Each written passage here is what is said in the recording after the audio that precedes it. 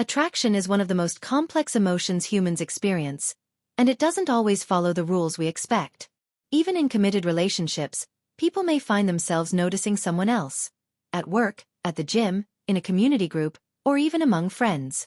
The important question is not whether the attraction is wrong, but how you handle it responsibly while honoring your commitments and values. This is a story of Emily, a 32-year-old teacher living in Seattle, and her husband, Daniel, who works as a software engineer. Their marriage of 7 years is filled with love, friendship, and stability. However, like many couples, they face challenges when unexpected feelings arise.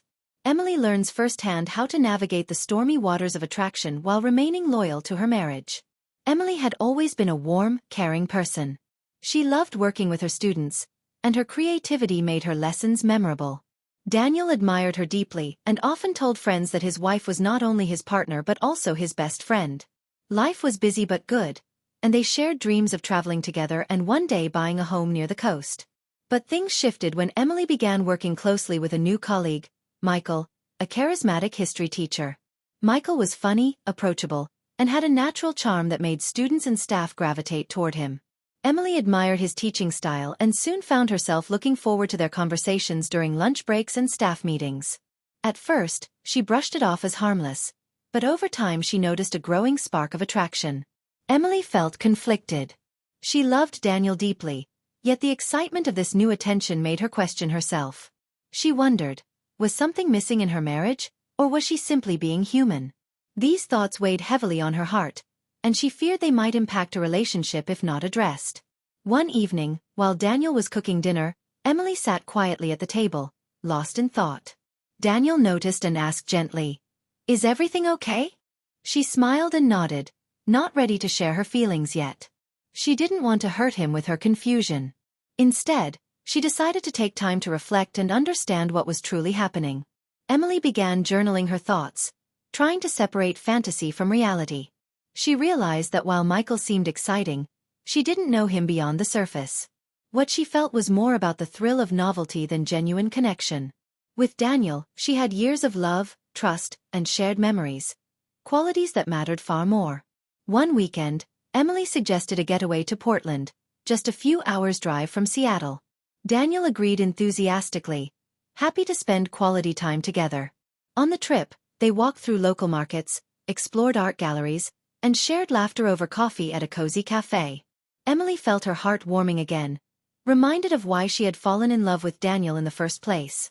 She began to understand that attraction outside of a relationship doesn't mean you've chosen the wrong partner. It simply means you are human, and it's an opportunity to strengthen your commitment by addressing what you value most. For Emily, that was Daniel, their marriage, and the life they were building together.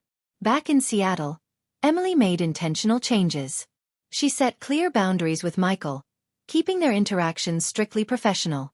She poured more energy into nurturing her relationship with Daniel, planning date nights, expressing appreciation, and being fully present in their conversations. Daniel noticed the difference, and their bond grew stronger. One evening, Emily finally opened up to Daniel.